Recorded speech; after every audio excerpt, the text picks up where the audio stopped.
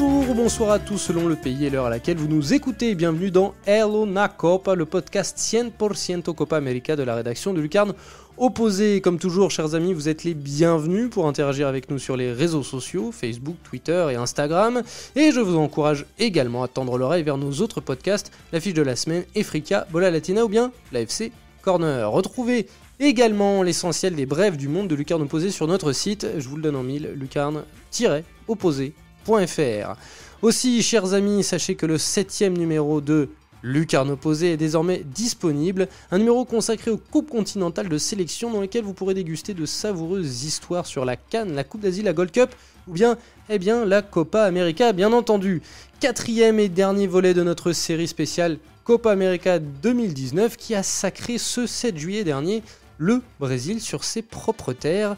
L'heure est donc venue de faire le bilan et de le faire collectivement. La rédaction Sudam de Lucarne Opposé s'est donc réunie pour terminer El Una Copa en beauté, et je serai accompagné en duplex depuis Bogota, revenu du Brésil, par Pierre Gerbeau. Comment vas-tu, Pierrot ? Salut Simon, écoute, ça va très bien. Et toi ? Ça va très bien, tu es bien remis ? Ouais. Par contre, si je pourrais passer un petit message de service pour toutes les personnes qui veulent sortir du Brésil pour l'Amérique latine, n'oubliez pas votre carnet de vaccination. Voilà. Ah, chose que... Enfin bref, d'accord. Les auditeurs auront retenu ce petit conseil voyage de la part de Monsieur Gerbeau. Nous avons également notre Argentin de service. On va lui demander si lui aussi s'en est remis, mais pour d'autres raisons. Nicolas Delarroa, comment vas-tu ? Très bien, salut Simon, salut à tous. Tu t'en es bien remis. Tu t'en es bien remis ? Ouais. Bon, c'est bien. Ouais, ça va. Et comme vous le savez, chers auditeurs, maintenant nous avons aussi la capacité de faire un plateau physique. Et aujourd'hui, chez Studio Jérôme et Anna, puisque tu n'es pas tout seul à nous recevoir, tout de même, avant de citer notre hôte, et j'ai comme d'habitude, pour le Brésil, tout souriant, et on sait pourquoi, Marcelin Chamoin, comment vas-tu ? Très bien remis, la victoire a aidé à revenir en France. Tu m'étonnes. Et notre hôte, mon cher Jérôme, comment allez-vous ? Très bien. Encore un petit peu dans le choc de la défaite contre le Pérou, mais ça va. Oui, parce que c'est vrai que tu me fais peur. Voilà, je vais te demander, je vais commencer par toi. Jérôme, il faut que je t'avoue, tu me fais peur. Tes tweets sont dépressifs depuis la défaite en quart de finale, et puis ce magnifique article, cette brève sur un père qui rend hommage à son fils en changeant de club et en restant dans la tribune. C'est magnifique, mais ça va ? Pleine dépression. Ouais, on a perdu contre le Pérou. D'accord, voilà. Bon, voilà, ça commence très fort. Bon, pour commencer, on va se tourner vers toi, Marcelin, puisque tu fais partie de l'équipe Lucarne Opposé qui a vécu la compétition de l'intérieur, une compétition qui a débuté dans la morosité pour finir dans l'apothéose, une compétition qui a suscité bien des critiques de ce côté-ci de l'Atlantique à cause de son format, on va y revenir tout à l'heure, mais également à cause des stades sonnants creux. Marcelin, en toute objectivité, t'attendais-tu à plus de folie autour de cette Copa América ? Ouais, c'est vrai que j'ai été assez surpris en arrivant de vraiment le manque de ferveur qu'il y avait dans les rues, surtout en 2014 où j'étais déjà là pour la Coupe du Monde et c'était complètement différent. T'avais toutes les rues qui étaient décorées, tu sentais vraiment qu'il y avait un événement. Et là, dans les rues, il n'y avait absolument rien qui te faisait penser que tu avais une compétition à domicile. Donc, je m'attendais forcément à moins d'engouement, mais pas à ce point-là où il n'y avait vraiment rien dans les rues. D'accord. J'avoue, quand j'ai écrit ce conducteur, Pierre ne m'avait pas encore donné son feu vert quant à sa participation. Pierre aussi, tu étais de la partie.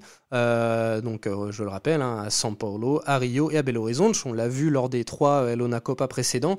Tu penses la même chose que Marcelin ? Ouais. Je m'attendais alors peut-être pas à l'excitation qu'il pourrait y avoir et qu'il y a eu lors de la Coupe du Monde 2014, mais je m'attendais aussi à beaucoup plus d'ambiance. Vraiment le match d'ouverture contre la Bolivie au Morumbi, ça a été une sacrée claque en fait, parce qu'on s'attendait, que ce soit moi ou Nico, on s'attendait vraiment à ce qu'il y ait vraiment beaucoup plus d'ambiance, et là on est arrivé, on s'est dit voilà quoi, c'est sympa, et elle est où l'ambiance en fait.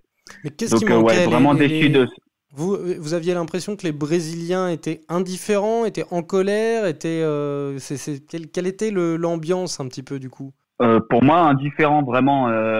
On sent qu'il y a eu un désamour. Qu'il y avait, j'espère que ça va repartir, qu'il y avait vraiment un désamour, quelque chose de cassé entre la Seleção et les Brésiliens.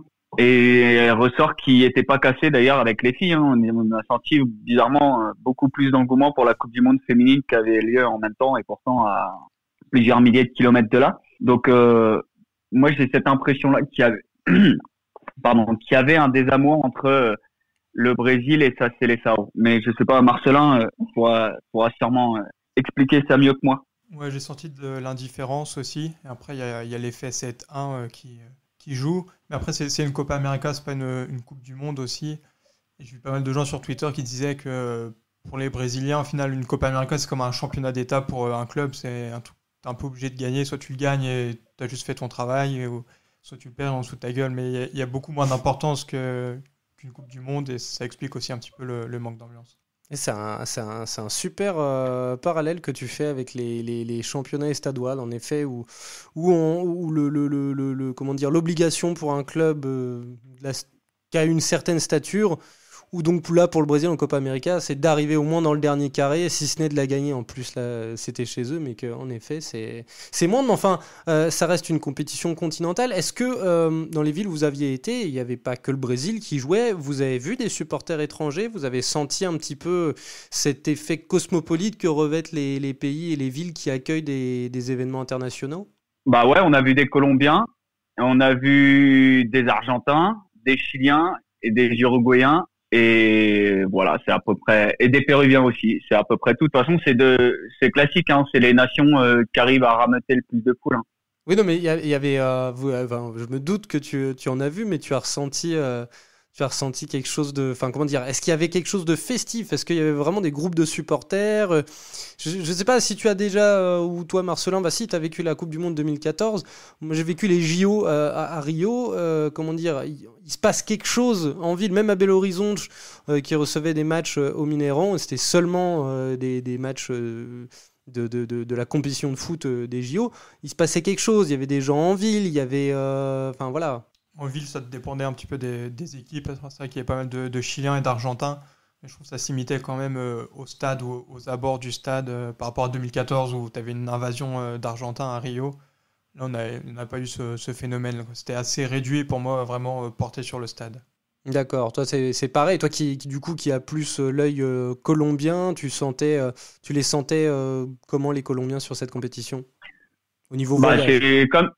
C'est comme une Copa América. Ça veut dire qu'en Colombie, là, alors, contrairement au Brésil, c'est quelque chose de vraiment important. Et donc, c'est normal. Il y avait beaucoup de supporters. Il y avait un engouement vraiment en Colombie autour de cette Copa América. Alors, au pays, d'après les échos que j'ai eus également, mais au Brésil, ouais, c'était, le match Colombie-Qatar, par exemple.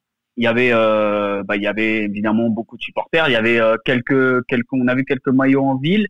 Alors, c'était pas une grosse invasion, mais il y avait quelques maillots par-ci par-là et ouais, forcément, il y avait 20 000, 20 000 pour Colombie-Qatar. Il y avait à peu près entre 20 et 25 000 personnes, donc c'est quand même le stade paraissait vide parce que c'était le Morumbi, mais ouais, c'est pour la Colombie, c'est important la Copa América. Et là, je m'adresse un petit peu à tout le monde. C'est vrai que ce qu'on a souvent entendu depuis la France et même depuis d'autres pays, ce qui a souvent été pointé du doigt, ce sont ces stades vides ou peu pleins, en tout cas. Comment interprétez-vous ce manque de remplissage des stades, Jérôme, par exemple? Moi, d'après ce que j'ai pu voir, il y avait quand même pas mal en effet de Colombiens, d'Uruguayens qui ont fait des déplacements en bus à Porto Alegre, ailleurs. Il y avait quand même pas mal de visiteurs. Ce qui manquait a priori, c'était cette moitié de supporters dans les stades qui doivent venir du pays d'origine. Je pense qu'il y avait assez peu de Brésiliens qui ont pris des places. Alors après, il faudrait voir sans doute à cause du prix, dont on a déjà discuté sur Internet. Et c'était des sommes qui étaient assez exorbitantes pour les locaux. Et dans ce cas-là, c'est tout simplement la faute de la CONMEBOL qui s'est plantée sur sa politique de prix et qui a préféré pas se déranger avec la sécurité dans des stades vides et en vendant des places à 150 € plutôt que de faire des prix populaires à 10, 20, 30 € pour remplir le stade. Et il faudra qu'ils se penchent là-dessus, sur vraiment ce qu'ils veulent faire comme type de compétition.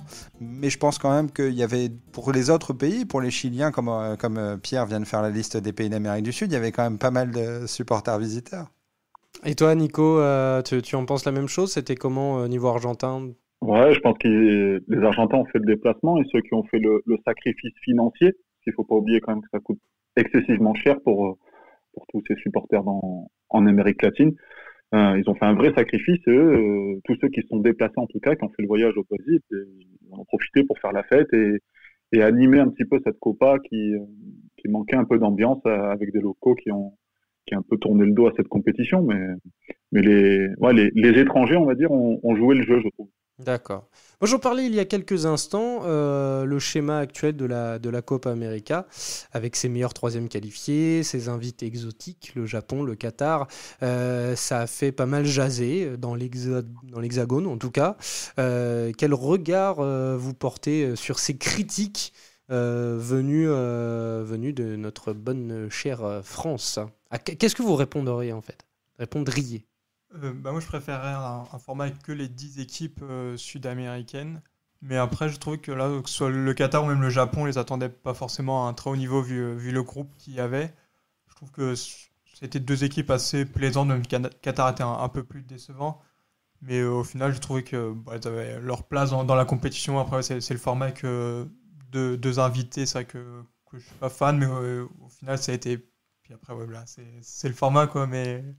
je sais pas trop. C'est souvent comme ça. Enfin, ça fait de nombreuses années que c'est comme ça. Là, on a pu voir par exemple que les deux ne sont pas qualifiés. Il manquait peut-être parfois un petit peu d'envie par rapport aux équipes locales qui, pour elles, ça leur représentait quelque chose, la Copa América. Mais elles ont bien joué le jeu, elles ont bien joué, elles ont pris 1 ou 2 points.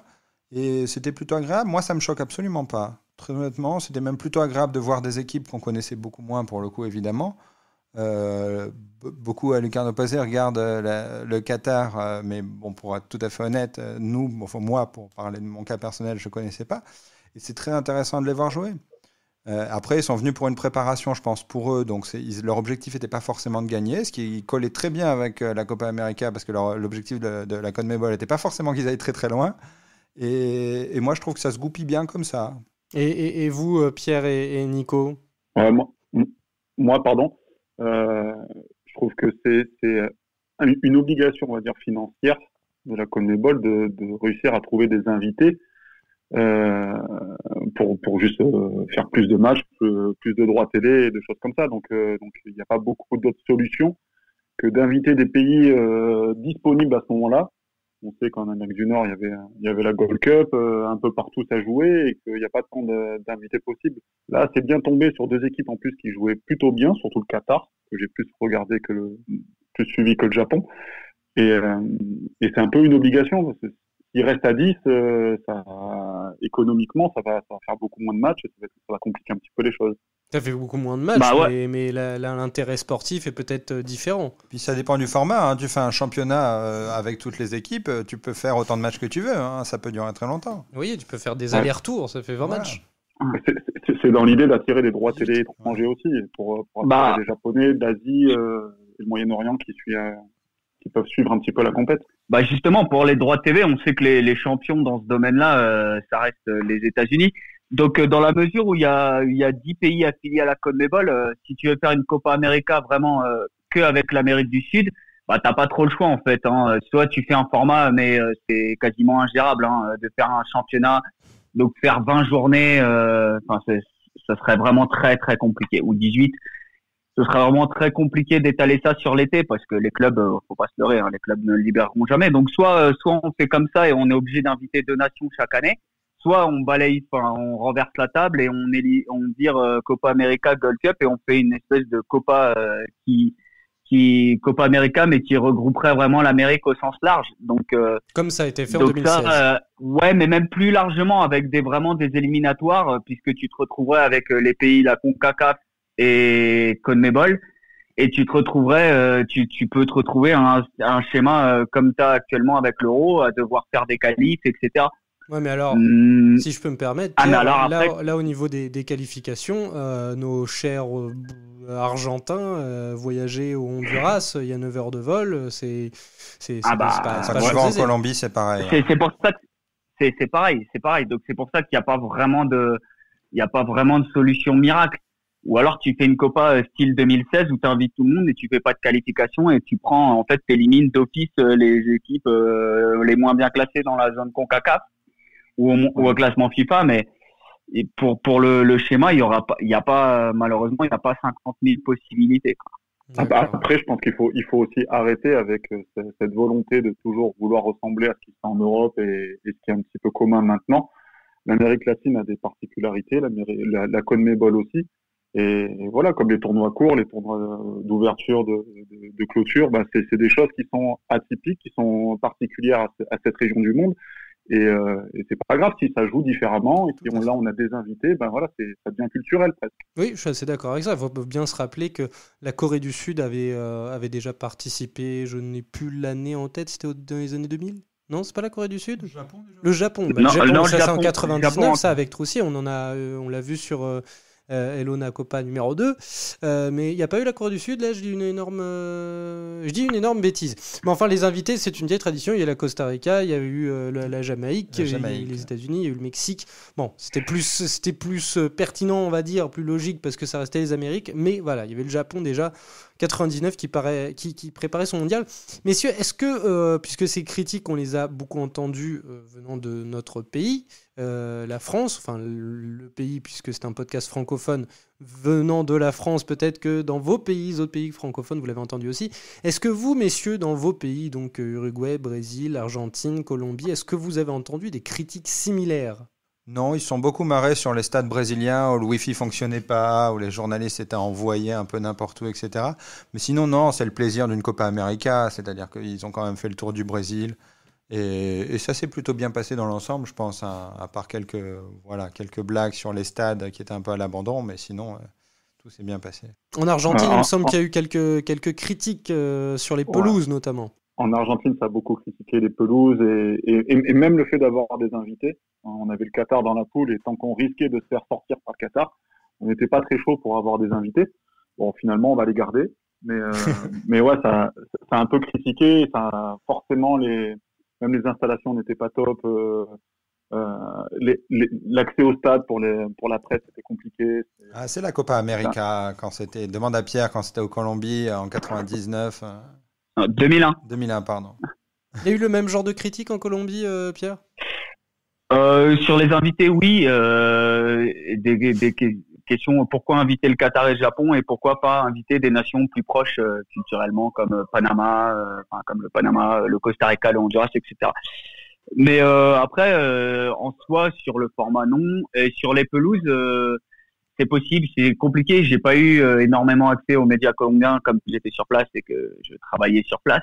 Mais possible que comme les Argentins, il y a eu des critiques sur les pelouses, mais c'est surtout sur les invités Qatar-Japon et on se dit pourquoi pas prendre CONCACAF qui sont plus proches culturellement, Mexique, etc.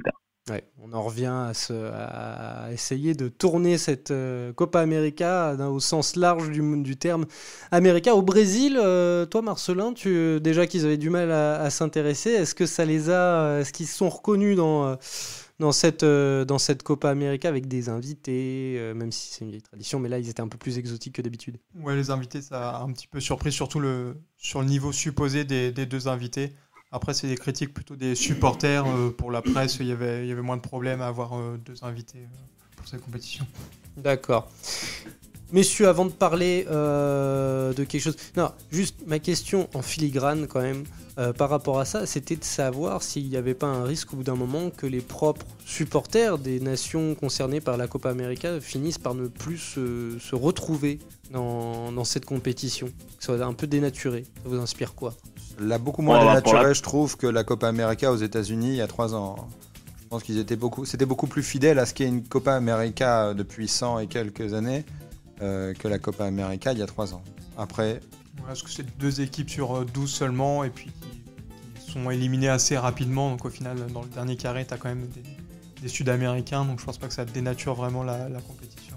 Vous êtes d'accord avec ça, nos amis en PCV? Ouais, je pense pas que ça change grand-chose pour les supporters de chaque pays. Hein. Les Argentins, de toute façon, peu importe la compétition, ils rêvent que d'une chose, c'est de la gagner. Même si c'est une coupe où ils sont que 2 à jouer, ils vont vouloir la gagner. Donc là, ça reste quand même la Copa et peu importe le format, peu importe les invités, il faut la gagner coûte que coûte et les supporters suivent. Hein. Ouais, totalement d'accord avec Nico. Pareil, il y a peu de risques pour qu'en Colombie il y ait un désamour avec la Copa América. La Copa América restera la Copa América.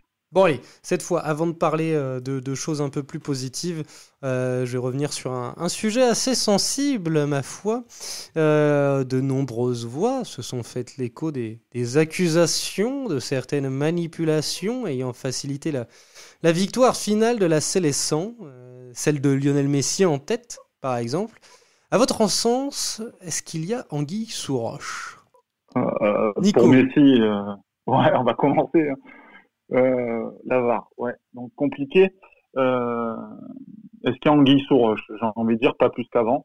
C'est bête, mais on suppose en tout cas que dans chaque compétition, il y a toujours le doute, il y a toujours des intuitions sans preuve, sans rien. Donc c'est difficile d'affirmer des choses. Mais oui, on doute toujours de la véracité des décisions. Est-ce que c'est télécommandé ou pas? Maintenant, pour prendre le cas de Messi, il trouve que la demi-finale est injuste. Le traitement de l'arbitrage, je suis assez d'accord avec lui, même si du coup on se voile un peu la face.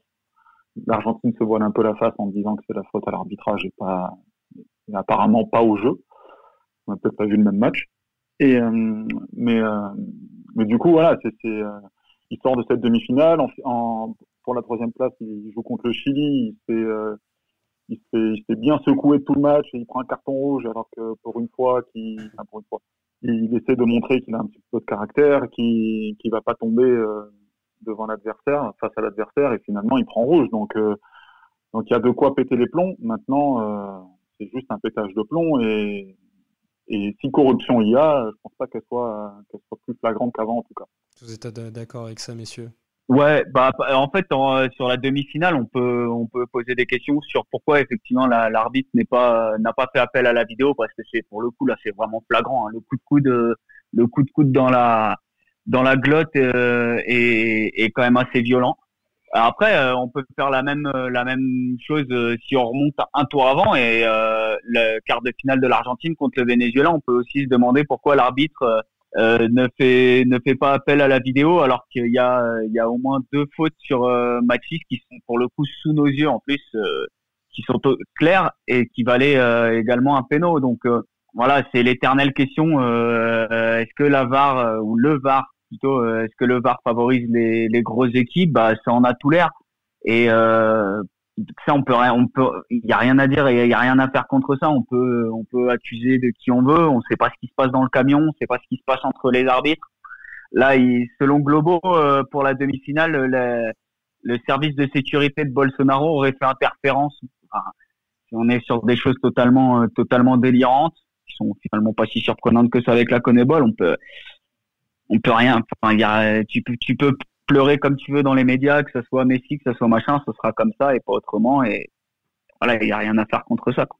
Alors après, sur ce cas précis, la Globo a sorti ça, c'est vrai, et en effet, tu peux le dire, quand il s'agit de football d'Amérique du Sud, a fortiori avec Bolsonaro, a fortiori avec la CONMEBOL, on n'est jamais sûr de rien. Après, d'un autre côté, Globo a sorti ses propos sans fournir aucune preuve tangible, aucun rapport, aucune discussion entre des techniciens, rien du tout. Et ça a bien évidemment été infirmé par les organisations, enfin le comité d'organisation. En Uruguay, on s'est senti floué aussi? Oui. Non, mais après c'est très compliqué parce que y a les polémiques sur le VAR, mais à chaque fois l'arbitre de touche lève son drapeau avant de toute façon, donc c'est plus sur l'organisation. On s'est plus senti floué sur l'organisation en général, c'est-à-dire sur des choses qui avaient été décidées avant, sur les matchs en 90 minutes sans prolongation, sur le problème des délais de traitement du VAR où ça coupe le match. Il y a bien une 15-20 minutes de jeu qui sont hachées en seconde période à cause de ça. Non, sinon, il y a pas. Le Brésil a été reconnu comme un gagnant normal et ça n'a pas posé problème de ce côté-là. Il y a un arbitrage que je dirais pas maison qui a été comme une équipe à domicile, mais ça, c'est souvent le cas en Amérique du Sud et c'est pas. Voilà, il n'y a pas de scandale. Et toi, Marcelin, toute objectivité, tu arrives quand même à reconnaître que, mais comme probablement n'importe quelle compétition, l'hôte a été un petit peu favorisé à certains moments. Ouais, forcément, même si les arbitres ne s'en rendent pas compte, ça joue qui est l'équipe à domicile. Après, je suis d'accord avec Pierre pour dire que l'appel au VAR ne me semble pas équitable, surtout sur Argentine-Venezuela où il peut y avoir deux pénaltys pour le Venezuela et au final, il ne fait même pas appel au VAR, donc il n'y a pas moyen de siffler après. Et du coup, c'est un peu ce qui s'est passé sur le Brésil-Argentine, même si vu du stade, ça ne semblait pas évident sur le moment. Et après, bon, s'il y a vraiment eu un problème de ne pas pouvoir faire appel au VAR, là, c'est grave. Mais après, sur le match, la victoire du Brésil me semble assez méritée face à l'Argentine. Eh bien, parlons-en de cette victoire méritée, ma foi. Parlons de choses un peu plus réjouissantes. Le Brésil l'emporte donc. Un Brésil à l'image, on en avait parlé, à l'image de son sélectionneur, c'est-à-dire, à mon sens, pas forcément très expansif, mais extrêmement collectif. Un Brésil champion sans Neymar aussi. Est-ce que c'est le début d'une nouvelle ère ? Nouvelle ère, je sais pas, mais après, c'est vrai que le Brésil n'a pas été génial, mais ils ont vraiment maîtrisé les matchs. Il y a eu le quart de finale contre le Paraguay, on savait que ça allait être un peu plus compliqué, parce qu'ils allaient surtout défendre, surtout sans prolongation. Vraiment, l'objectif, c'était d'aller chercher les tirs au but. Mais après, je trouvais que ce soit l'Argentine, la demi-finale contre l'Argentine ou la finale contre le Pérou, ils ont vraiment maîtrisé le match sans être géniaux. Ils ont fait ce qu'il fallait pour gagner. Et du coup, c'est pour ça que je pense que leur victoire finale est méritée. Et après, sur une nouvelle ère, je sais pas. C'est vrai qu'il y a des joueurs qui sont révélés. Arthur au milieu de terrain, c'était l'un des meilleurs joueurs de la compétition. Et puis Everton aussi sur le côté gauche, donc à la place de Neymar. Donc on verra comment ça va aller au fil des mois, mais je suis pas sûr que Neymar vraiment perde sa place. Quel regard on porte sur ce champion ? Quel regard vous portez sur ce champion, vous les autres, Jérôme, Pierre et Nico, et qui maîtrisait plus normalement une autre sélection que le Brésil, à Lucarno Posé, mais vous avez tout de même votre avis, j'imagine, et aussi quel regard on porte depuis vos pays sur ce champion-là ? Moi, je les ai trouvés très collectifs et très efficaces, ce qui est plutôt pas mal pour commencer une base pour le futur. Parce que ça n'a pas toujours été le cas du Brésil. C'est ça que pour avoir nouvelle ère. Voilà, et pour avoir des génies plus tard, je pense qu'il faut qu'ils viennent dans un collectif efficace et organisé. Et je pense que ça peut être une très bonne base pour le futur et je reste persuadé que c'est une très bonne équipe. Ouais. Vu l'Argentine, c'est le vainqueur logique. Hein. C'est celui qui a le mieux joué collectivement, comme a dit Jérôme. Son meilleur joueur, c'était Tite. Il a réussi à confirmer qu'avec ce groupe-là, avec son coaching, il a pu les amener au bout et remporter un trophée qui leur tendait les bras de toute façon depuis le début. Et avec l'Uruguay sorti par le Pérou, ça a facilité les choses, entre guillemets. Tu es d'accord avec ça, Pierre ? Ouais, pareil. Vu de Colombie, il y a pas photo. Hein. Le Brésil était bien la meilleure équipe et a gagné logiquement. Après, le début du nouvel ère, je sais pas, pour répondre à ta question, c'est un peu compliqué dans la mesure où le meilleur joueur de ta compétition, c'est Daniel Alves, et que Daniel Alves, tu l'auras pas tu ne l'auras plus, en tout cas, pour la fin des qualifications pour la Coupe du Monde. Enfin, il a un âge assez avancé.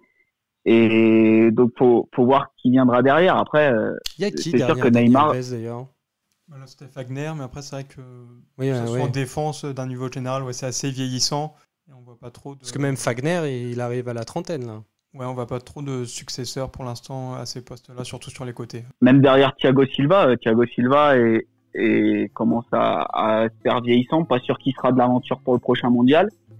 Donc, faudra voir comment on va réussir à se reconstruire ce Brésil après le départ de ces cadres. Et une question que Tite va devoir se poser à un moment, réintégrer Neymar ou pas ? Je pense qu'il doit le réintégrer. Sa situation avec Paris est un peu compliquée. Mais après, je pense que tu peux pas te passer d'un joueur de... S'il retrouve en effet une situation sportive viable pour le haut niveau. Ouais, pour moi, tu dois le faire jouer parce que c'est un joueur qui peut te faire gagner des matchs. même si du coup tu peux t'appuyer sur ce qui a été fait dans cette Copa América pour essayer d'avoir un jeu un petit peu plus équilibré par rapport à la Coupe du Monde 2018 où ça penchait beaucoup à gauche. Il y a d'autres joueurs qui sont révélés qui peuvent s'ajouter à ce collectif, mais pour moi tu dois faire jouer Neymar, quoi. Vous êtes d'accord avec ça, Pierre, Nico ? Ouais, moi je suis d'accord. C'est à partir du moment où il est bon en club, à partir du moment où il joue, on ne sait pas encore où, mais s'il est bon sur le terrain, il n'y a pas de raison de ne pas le prendre. Hein. Il n'a jamais posé problème réellement dans le groupe, dans la sélection, donc pourquoi s'en passer ? Ça serait injuste, je pense. Ouais, moi je suis pas d'accord. Je suis pas d'accord. Le Brésil a très bien tourné pendant la Copa América, donc pourquoi réintégrer Neymar déjà à la place de qui ? Parce que par exemple Everton s'est montré très très intéressant pendant cette Copa América.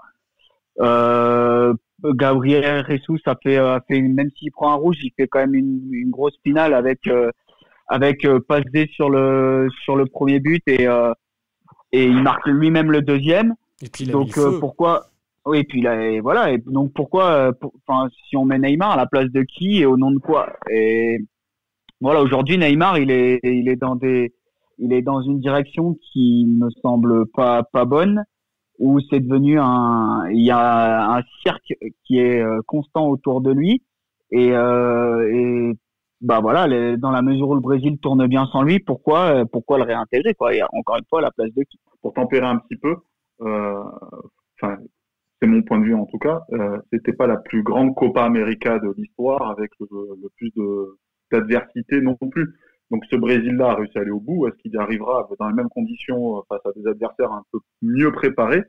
Est-ce qu'il arrivera à soulever encore des trophées avec ce groupe-là? Je pense que Neymar, contre des adversaires plus importants, plus de meilleure qualité, il sera important, quoi. Et là, ils sont quand même battus l'Argentine en demi-finale. L'Argentine, c'est le Jean-Claude Duss de l'Amérique latine. C'est sur un malentendu qu'ils arrivent jusque-là. Donc il y a pas de quoi non plus tirer trop de conclusions sur ce Brésil et dire que ben voilà, c'est pas forcément acquis. Et Neymar encore une fois contre des équipes d'un autre niveau, je pense qu'il sera nécessaire. Ouais, moi je suis pas complètement d'accord. Faut voir quel impact il a sur le groupe et ça on peut pas le savoir nous de notre position. Et sur le niveau de la Copa América, je suis pas complètement d'accord. Ça reste des équipes quand même. Il faut les jouer. Le Pérou, la Colombie. Enfin, on est les premiers à le dire à longueur d'année, donc on va le redire ici. C'est qu'il y a quand même des équipes. Il y a quand même une homogénéité très dure en Copa América. Et au final, là, ils ont tous bien rendu une belle copie. Donc à voir. Il faudra surtout, je pense, que Neymar redevienne un joueur de football et arrête un petit peu tout ce qu'il y a autour de lui. C'est ça, Titch, faut rappeler que Titch est quelqu'un qui accorde énormément d'importance à l'esprit sportif, à l'esprit collectif. Hein, il l'a dit dans plein de séminaires, dans plein de conférences. Il a d'ailleurs tensé plusieurs fois Neymar pour son comportement. C'est peut-être par là que ça passe, le retour de Neymar. C'est peut-être pour un changement, un coup de maturité, enfin, à bientôt 27 ans, de la part du joueur. Oui, bah c'est un petit peu l'analogie qu'on peut faire avec Deschamps. Alors c'est un peu une analyse de comptoir, mais il y a un petit peu de ça quand même. C'est qu'à un moment donné, il faut prendre des décisions pour faire un groupe pour dans 3 ans, pour une Coupe du Monde, pour un groupe qui vit bien ensemble, comme on aime le répéter. Voilà, c'est un peu tout bête, mais ça a son importance. Hein, ça a son importance. Est-ce que Titch pourra résister à la pression des dirigeants du football brésilien, et des sponsors et compagnie? Je me demande si vraiment le peuple brésilien est encore complètement aficionado des le peuple. Résister à la CBF, c'est une chose. Résister à la vindicte populaire, c'en est une autre. Et il se trouve qu'actuellement, Neymar, il n'est pas forcément en odeur de sainteté au Brésil. Donc, par rapport au peuple, je suis d'accord. Voilà, c'est ça. Mais même ceux qui payent. Ouais, mais eux, s'ils gagnent, s'ils se qualifient, s'ils gagnent, t'inquiète pas que ça va venir tout seul. C'est ça. Bon. Tant que les résultats suivront, les sponsors, ils trouveront une autre... un autre modèle, une autre égérie. Ça, tant que les résultats au Brésil suivront, les instances, pourquoi ils iraient mettre la pression pour tout changer et remettre Neymar? Et à l'inverse, Nike peut leur mettre la pression. Et à l'inverse, si Neymar retrouve un club, change de comportement et flambe, ou même sans changer de comportement, mais flambe en club, ce sera peut-être dur de lui résister. Bon, messieurs, ma foi, affaire à suivre. Le feuilleton Neymar, je pense, estival, voire de l'année, ne fait que commencer. Donc, et on n'en connaît pas ni le climax, ni le coup de rideau final, on connaît rien du tout, donc bon, ma foi. Il y avait un autre finaliste quand même, on va parler cette finale jusqu'au bout, il y avait un autre finaliste, le Pérou, qui a finalement réalisé une belle performance, n'est-ce pas Jérôme ? Copa américaine assez moyenne du Pérou. D'accord. Avec un Gareca qui semble parti pour rester, ayant notamment refusé l'Albiceleste, il me semble. Grosse dose de réussite, pour ne pas dire autre chose, ou véritable accomplissement selon vous ? Jérôme, pour le coup, hein, en toute objectivité. Non, ils ont très bien fait ce qu'ils avaient à faire. Ils se qualifient contre l'Uruguay en jouant bien, en étant collectivement très bien organisé défensivement et en comptant sur un joueur exceptionnel devant qui est Guerrero, qui pour le coup a encore fait une très bonne compétition et qui est un excellent joueur. Après, voilà, moi tu me demandes mon opinion personnelle. Est-ce que sur ce match-là, tu le joues 100 fois, l'Uruguay ne gagne pas 99 mois, c'est possible, mais c'est le football. Est-ce que vous êtes d'accord avec ça, messieurs ? Je pense qu'ils ont fait ce qu'il fallait pour aller en finale. Ils se sont reposés sur des individualités comme Guerrero. Mais à partir du moment où ils font finale, tu peux pas leur reprocher la façon de jouer ou leur parcours. Pour moi, c'est une compétition réussie. Il y a un collectif quand même. Il y a une grosse. Moi, je pense surtout par exemple à Tapia au milieu qui fait une grosse compétition. Ah mais bien sûr, mais le Pérou, c'est pas que individuellement. Hein.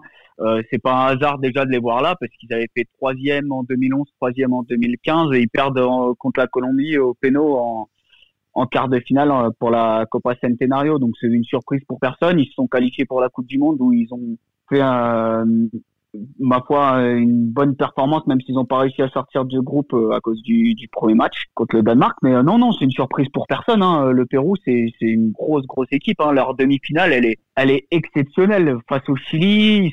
Ils sortent un match monumental et il y a pas photo d'ailleurs. 3-0 est somme toute assez logique. Donc non, le Pérou c'est l'accomplissement effectivement du travail de Gareca, hein, et l'année prochaine ça va être encore pareil, hein, faudra les prendre au sérieux dans le fameux groupe Nord, le groupe qui sera le plus compliqué. Donc ouais, non, c'est une surprise pour personne en fait le Pérou, hein. C'est collectivement ils ont un 11 qui est rodé, qui se connaît par cœur. Voilà, rien à dire, ils étaient à leur place. Ils sont tirés à fond profit du format. Hein. Par contre, on en discutait tout à l'heure. Mais en étant 3e, en s'étant pris 5-0 dans le 3e match, en n'ayant pas réussi à battre le Venezuela, en se qualifiant en quart de finale, en n'ayant pas à jouer de prolongation et en arrêtant juste un tir au but, eux, ils ont tiré profit à fond du format de la compétition. Est-ce que ce Pérou peut faire mieux ? À savoir... vraiment aller loin dans une Coupe du Monde ou remporter une Copa América, mettons, l'année prochaine. Avec Advíncula, j'ai des doutes. Bah pourquoi pas, ils ont... Alors aller loin dans une Coupe du Monde, ça veut dire quoi aller loin ? Ils peuvent tout à fait faire... le Pérou en quart de finale, c'est déjà énorme. Ah oui, après ils peuvent au moins, c'est une compétition, hein, on sait jamais, une Coupe du Monde on sait jamais... Sur un autre malentendu. Avant, ça dépend du tourage, etc. Mais oui, ils peuvent faire au moins un 8e de finale de Coupe du Monde. Pourquoi pas ? Ils ont les capacités. Gagner une Copa América, ils étaient en finale cette année. Pourquoi l'année prochaine, ils pourraient pas la gagner ? À cause de la logique. Dim, tu es d'accord avec ça, Nicolas ? Quelle logique ? Je pense qu'ils ont réussi une belle Copa, mais ils risquent de plafonner à un moment, malheureusement, parce que je pense que Gareca tire vraiment le maximum de son équipe. L'équipe joue vraiment comme il le souhaite. Quand il faut résister, il résiste. Quand il faut créer du jeu et se procurer des occasions, ils y arrivent aussi. Et malheureusement, j'ai pas l'impression qu'au Pérou, il y ait une grosse génération derrière qui arrive pour faire augmenter un peu le niveau des A. Donc je pense qu'il risque de plafonner, même si ça reste toujours une très belle équipe qui peut performer de temps en temps et qui là en tout cas fait une belle Copa. Très bien. Bon, pour finir messieurs, très simplement, on va tirer le bilan ah oui, on peut refaire la blague avec les mecs marrons, tout ça. Non, on la fait pas à chaque fois. On va tirer le bilan de cette Copa América 2019. Quels sont vos coups de cœur et coups de gueule ? voilà, qu'est-ce qui vous a froissé? Ma foi, commençons par aller pif paf au pif. Nico Dellaro. Coup de cœur, j'ai découvert et j'ai vraiment apprécié le Qatar. Je pense que c'est une belle surprise, même s'ils avaient fait déjà ils sont champions d'Asie, donc ils ont réalisé un bon parcours avant. Mais des joueurs qui ont performé, et je pense que sans faire trop de bruit, ils arrivent quand même à se préparer gentiment pour leur Coupe du Monde. Et ça sera intéressant du coup. Je pensais que ça serait un petit peu une sélection en bois pour leur Coupe du Monde à domicile. Finalement, va falloir aller les jouer et ça sera pas simple non plus. Du côté coup de gueule, à la FA, la Fédération argentine qui me fatigue. Où là encore, c'est magnifique. L'Argentine a fait une Copa de rêve et sans le VAR, sans la corruption à la CONMEBOL, on aurait certainement soulevé le trophée pour eux. Donc ça m'inquiète un peu ce manque de recul. Et voilà, du coup, Scaloni prolongé et tout va bien. On a rien à changer du coup. Bon, très bien. Et toi, Pierre, un petit peu plus positif sur le bilan colombien de Queiroz? Non, bah alors mon vrai coup de cœur pour le coup, c'était le Chili-Uruguay le Chili-Uruguay au Maracana, monstrueux en termes d'intensité, en termes d'ambiance, etc. Vraiment vrai coup de cœur. Edinson Cavani. Et donc voilà. Après pour la Colombie, en fait, j'ai envie de te dire rien de nouveau, hein. Et toujours un plafond de verre mental au moment d'aborder les matchs à élimination directe, hein, sauf désolé Jérôme, hein, si on met de côté l'Uruguay, le 8e de finale en 2014, la Colombie, en tout cas cette génération colombienne, n'y arrive pas dans les matchs à élimination directe, n'arrive pas. Alors des fois ça passe comme en 2016 au péno contre le Pérou, mais sinon non, défaite en 2015 contre l'Argentine. Défaite, ils explosent contre le Chili en 2016 en demi-finale, défaite contre l'Angleterre au penalty, donc voilà, rien de nouveau. Et là, défaite contre le Chili à nouveau en quart. Donc sur la Colombie, rien de nouveau. Par contre, mais dans les coups de gueule, l'Équateur, la Bolivie. Hein. Bon, oui. La Bolivie, ce que fait la Bolivie, c'est tout simplement même les deux, hein, Bolivie-Équateur, c'est scandaleux ce qu'ils font. Alors la Bolivie ne progresse pas, n'a pas envie de progresser, tiraillée par des intérêts. Ah oui, complètement tiraillée par des intérêts personnels à gauche, à droite, de machin, mon club, ceci, mon club, cela. Du coup, la sélection va nulle part et ira nulle part. Et puis l'Équateur, en termes de groupe, en termes de jeu, c'est pareil, c'est scandaleux. Là, on apprend la fédération équatorienne nous annonce que le soir de l'élimination, ils ont fait grosse fiesta avec de la bière, de la tequila, etc. Enfin, c'est désespérant, vraiment désespérant. Alors qu'il y a pour le coup une super génération qui arrive. Donc j'espère que Bolilo Gómez, s'il reste,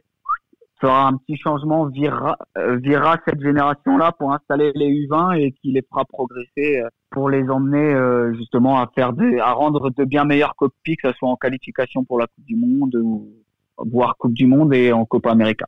Oui, les U20 équatoriens qui sont champions de continental et qui sortent d'une très belle Coupe du Monde U20 également. Et toi, Jérôme?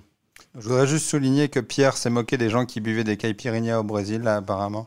C'est quand même un peu l'hôpital qui se moque de la charité. Moi, mon vrai coup de cœur, j'en ai deux. C'est le Venezuela, tout d'abord, qui a quand même fait une très bonne compétition. À son niveau de Venezuela, j'ai envie de dire, sans vouloir être péjoratif, mais avec les difficultés qu'ils ont, ils ont fait des plutôt bons matchs. Et la deuxième équipe qui m'a beaucoup plu, c'est celle avec Cavani et Suarez en attaque, le nom m'échappe, où ils ont vraiment fait des matchs magnifiques contre l'Équateur, évidemment, qu'on a vu, la retournée de Cavani, contre le Chili, contre le Japon, c'était aussi un très bon match où ils tirent 30 fois au but, et bon, des fois ça fait match nul, mais au moins ça donne des matchs très intéressants. Et c'est très prometteur pour la suite, même le milieu, les différentes combinaisons qu'ils ont montrées avec De Arrascaeta, Nandes, Betancourt, Lodeiro. Lodeiro est un petit peu moins jeune, mais voilà, c'est plein de promesses pour l'avenir et il faut voir au-delà de la victoire ou de la défaite, au-delà du bien et du mal, qu'il y a il y a des vraies possibilités pour l'avenir et que j'attends avec impatience l'Uruguay-Pérou qualificatif au Centenario. Oh, il est revanchard. Non. Pas du tout. Par exemple, avec les Chiliens, on le vit très bien. Hein. Il n'y a pas d'histoire d'olive, rien.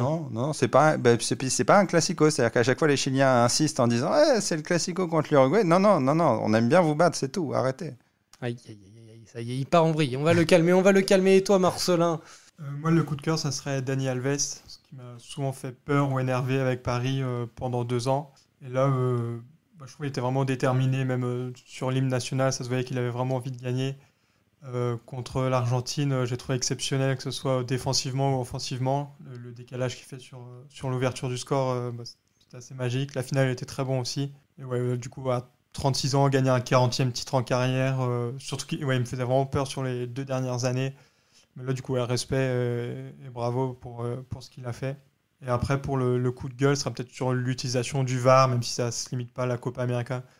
Mais je trouve que c'était parfois très long pour prendre une décision, où ils appelaient quand la décision semblait évidente, ou à l'inverse, ils n'appelaient pas quand c'était judicieux. Donc, je suis pour la vidéo, mais je trouve que ça va être encore à améliorer pour que ce soit vraiment positif. D'accord. Bon, écoutez, moi, je sais que ça vous intéresse pas, mais je vais le dire quand même. Jérôme. Ouais, non, je voudrais juste saluer Romain, supporter du Pérou, si tu nous regardes, Romain. Il insiste. Amitié. Je vais mettre le bouton off. Et il n'y a pas de souci. Non, oui, pour ma part, moi, dans mes coups de cœur, tu l'as dit, il y a ce Venezuela qui ne cesse de progresser. Et d'ailleurs, ça fait partie de mes coups de gueule, à l'inverse de la Bolivie qui a pris la place un peu qui était celle du Venezuela, celle de Bonedan, voilà, le petit dernier du continent. Il y a ce Japon jeune qui prépare ses JO et qui, dans le jeu, dans le talent, donne bien envie de les revoir assez rapidement en 2020 au JO. Le Qatar qui progresse également. Et ma foi, Tite, quoi. Moi, je suis impressionné par le travail de Tite, que ce soit à l'époque du Corinthians, l'héritage qu'il a laissé au Corinthians avec Fabio Carril derrière. Et maintenant, le travail qu'il réalise avec la Séleção, ça reste, à mon sens, incroyablement prodigieux du point de vue collectif. Voilà, c'est ça. Moi, c'est très important. C'est quelqu'un qui donne un sens prépondérant au collectif, à l'esprit sportif. Et pour moi, c'est essentiel. Et c'est essentiel de le rappeler comme message. C'est quelqu'un qui essaye de passer le plus de messages possible vers les jeunes joueurs. Et ce genre de message, c'est très important. Et enfin, dernier coup de gueule, moi je dirais que c'est vrai que au niveau du schéma, au niveau de l'ambiance, j'aimerais bien retrouver une Copa América quand même un petit peu plus ambiancée, avec un petit peu plus de chaleur, mais je ne sais pas si ce sera le cas l'année prochaine, ça me semble assez mal parti pour. Eh bien, merci Pierre. Merci à toi Simon. Merci Nico. Merci à toi, ciao. Merci Marcelin. Merci à toi. Et merci Jérôme. Gros bisous à tous. Gros bisous à tous. Merci à tous, ma foi, et des gros bisous, du coup, de nous avoir suivis pour cet épisode. N'oubliez pas de venir nous solliciter sur les réseaux sociaux. Quant à moi, je vous dis à très bientôt pour un nouveau numéro de... non, pas le Elona Copa, c'était le dernier, donc de Bola Latina, Africa, FC Corner, etc. Salut les amis.